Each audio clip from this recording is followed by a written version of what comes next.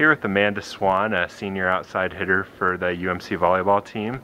You're about to wrap up your career here over the next few weekends with the University of Minnesota Crookston volleyball team. Just what are some emotions as, you know, you're going to have senior day this weekend, but it's not going to be your last match. Next weekend will be your last match at home. But just what are some of the emotions you're having about just, you know, being done playing volleyball at UMC? Definitely mixed emotions. Obviously excited, you know, to start, you know, like a new chapter of my life, you know, going to grad school and stuff like that. But also, you know, obviously going to college is a big part of your life, you know, staying here for 4 years and being a collegiate athlete and stuff like that. I definitely think it's going to be an emotional day just because my parents are going to be here and they don't come and see me play a lot since they're so far away.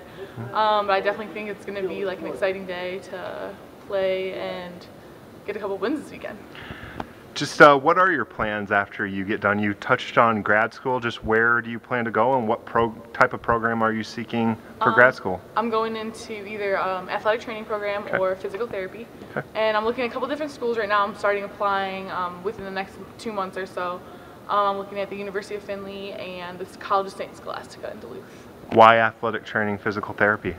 I've just always been an athlete my whole life, and so I think just like what they do is really great to help athletes recover and stuff, and I've had some pretty big injuries and stuff, and so I just really want to do that and help other athletes to get better like I did. You've had quite the transition as a program during the time that you've been here.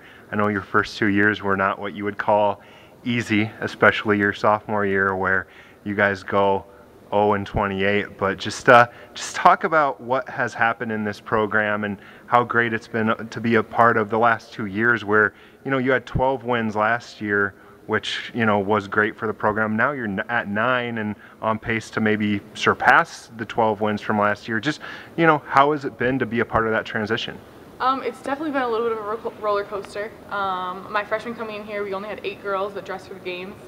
And that was crazy to me. I didn't even know what to do. I was just like, okay, this is great. So it was, I mean, I think it's been really exciting to build the program. That was one of my main goals coming here. That's what I wanted to do. I wanted to build the program and make them better and stuff. And so I definitely think I've accomplished that in my 4 years here. Going sophomore year was obviously hard because we had 0 wins that year when we really did expect more from ourselves. So I think just doing that and then going to 12 wins the next year was a big step for the program and stuff, and now this year, you know, we're probably going to surpass 12, and that'll be great, and it's just like another building year to hope to make them better next year. Being the lone senior, just what do you try to do to, you know, to motivate some of the younger players and just, you know, help them along as they make their transition? I know, you know, you've got only 2 freshmen right now, but just what do you do to help those players out? I think I just always try and, you know, be a good example, you know, on the court and off the court, and always provide leadership for them on the court so they, you know what to do and, you know, like expect more from themselves coming into their next years here and stuff. And so when they're a senior, you know, they can be a better leader than I was. So I'm just trying to, you know, provide everyone with leadership so they can go in and lead the next year so they can get better. You kind of touched that, you know, your parents live far away. Just how did you end up here from Rochester Hills, Michigan? I ask myself that sometimes.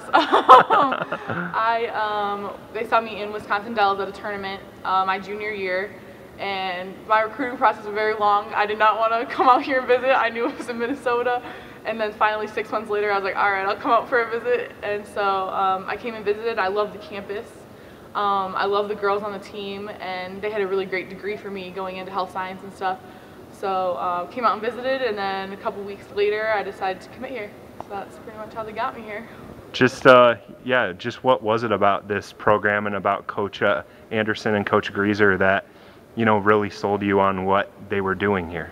Well, they had told me that they were trying to rebuild the program. Obviously, they took over that year right before I came here. And I really liked them as coaches. I thought they had a really good foundation of what they wanted to do. And I did want to start as a freshman, and this program was going to give me the opportunity so I could be on the court and start, you know, trying to change the program right away. So I just thought this program really offered me everything that I wanted out of my college experience, and so that's why I came here. Just what are some of your team goals and personal goals as you finish out your career here?